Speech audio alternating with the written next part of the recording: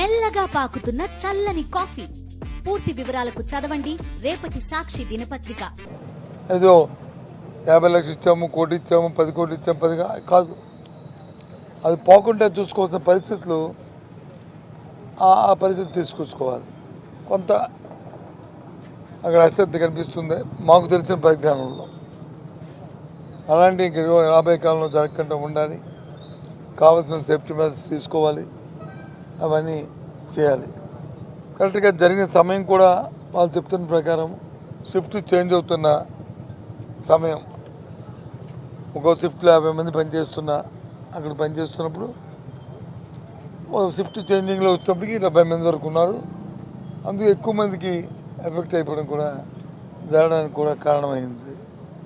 అడిగాం, పత్రికల్లో అట్లా వచ్చింది, రియాక్టర్స్ అన్నీ బర్న్ అయ్యమంటున్నారు.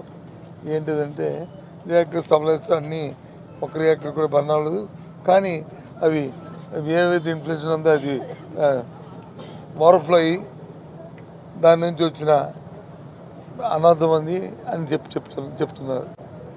ఏదైనప్పుడు కూడా చాలా దురదృష్టం. యాజమాన్యాలు దాని ప్రత్యేకమైన దృష్టిని వాళ్ళ ప్రాఫిట్ మోటివ్ ఏ విధంగా అయితే ఆలోచన చేస్తారో అదేవిధంగా ఆ పరిశ్రమ పనిచేస్తున్న ఆ కార్మికులు, ఆ ఉద్యోగుల భద్రత కూడా అంత ప్రాధాన్యత ఇవ్వాలని నేను మీ ద్వారా డిమాండ్ చేస్తున్నాను. ప్రభుత్వాలు కూడా ఆ దిశగా ఆలోచించాలని కోరుతున్నాను. అలాగే ప్రభుత్వాలు కూడా రియాక్ట్ అయినప్పుడు, ఇలాంటి సంఘటన జరిగినప్పుడు ఓ ప్రోటోకాల్ ఉంటుంది వాళ్ళకి. ఏ రకంగా దాని మీద స్పందించాలి, ఏం చేయాలి, ఏమైంది. ప్రభుత్వాలు అనేవి కంటిన్యూస్ ప్రాసెస్. అది ఏ ప్రభుత్వాలు ఉన్నప్పుడు కూడా ఆ ప్రోటోకాల్ని ఫాలో అవుతున్నారు. జరిగిన వెంటనే ఇమ్మీడియట్ జిల్లా యంత్రాంగం అందరూ కూడా దాంట్లో ఇన్వాల్వ్ అవ్వాలి, వాటిలో చేయాలి. అలాగే ఎవరైనా క్షతగాత్రులు ఉంటే వారి కుటుంబాలకు వచ్చి ఆ డిసీజ్ కుటుంబాలకు వచ్చి వెంటనే తెలియజేయాలి. వెంటనే వాళ్ళకి వచ్చి ఒక స్థైర్యాన్ని కల్పించాలి. ఎవరికైనా ఇంజూర్డ్ ఉంటే వాళ్ళని వెంటనే హాస్పిటల్కి చేర్చాలి. ఉన్న అవకాశాన్ని అన్నిటినీ ఉపయోగించాలి.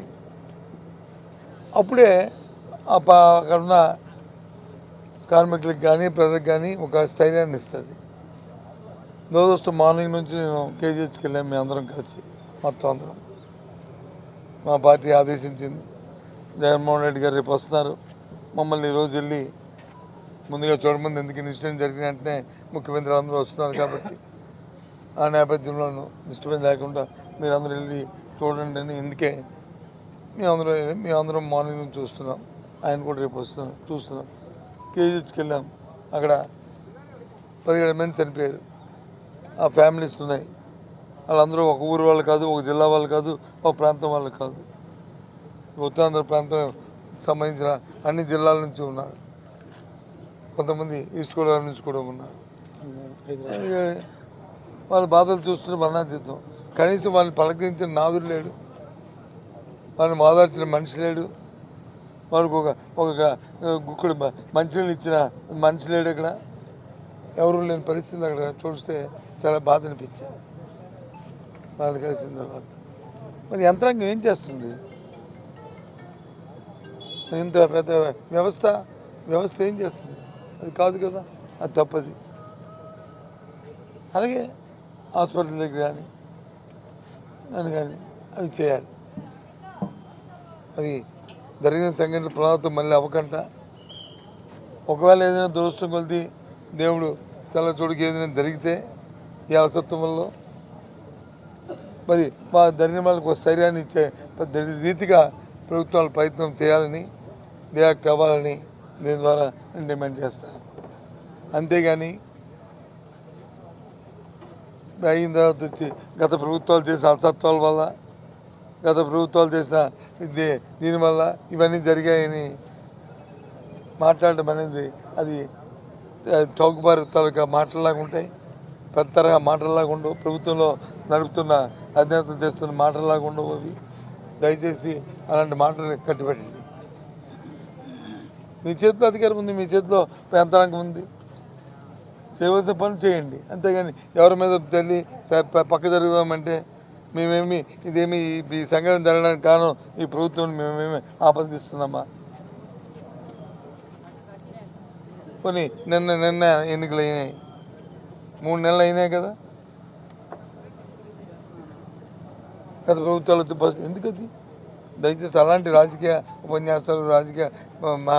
ఉపన్యాసాలు మాని ప్రజలకు వచ్చే ఒక ధైర్యాన్ని కల్పిస్తూ రాబోయే తరంలో ఇలాంటి మళ్ళీ సంఘటనలు జరగకుండా ఉంటూ మరి యంత్రాంగం అంతా కూడా అప్రమత్తం ఉండి ఎప్పుడైనా ఏం జరిగితే వెంటనే ఉండాలి, లేకపోతే మరి వ్యవస్థ ఊరుకోదు అనేటట్లు ఒక హెచ్చరికగా ఉండేటట్లు ఉండాలనేది నా తాలూకు అభిప్రాయంగా మీ ద్వారా తెలియజేస్తున్నాను. ఓకే, రేపు జగన్మోహన్ రెడ్డి గారు వస్తారు. ఫ్లైట్ దిగి అక్కడ ఎయిర్పోర్ట్లో రేపు 10 o'clock 9:30కి ల్యాండ్ అయ్యి అక్కడ నుంచి మరి అనకాపల్లిలో ఉన్న ఉషా ప్రేమ్ హాస్పిటల్లో ఉన్న ఎవరైతే ఇంజూర్డ్ పర్సన్స్ ఉన్నారో అందరినీ కూడా ప్రతి ఒక్కరిని కలిసి మళ్ళీ ఇక్కడికి వద్దామా లేదని చూసాము. ఇక్కడికి మరి మాకు అంత అనిపించలేదు. అందుకని అక్కడ నుంచి తిరిగి మళ్ళీ వాళ్ళతో మాట్లాడి మళ్ళీ మీ ప్రస్తుతం ఇంటరాక్ట్ అయ్యి అక్కడ నుంచి మళ్ళీ బ్యాక్ టు మళ్ళీ ఎయిర్పోర్ట్కి వెళ్ళి మళ్ళీ బ్యాక్కి వెళ్ళిపోతారు. 10:30కి మీతో అక్కడ అనకాపల్లి ఉషా ప్రేమ్ దగ్గర మీతో మాట్లాడతారు ఆయన.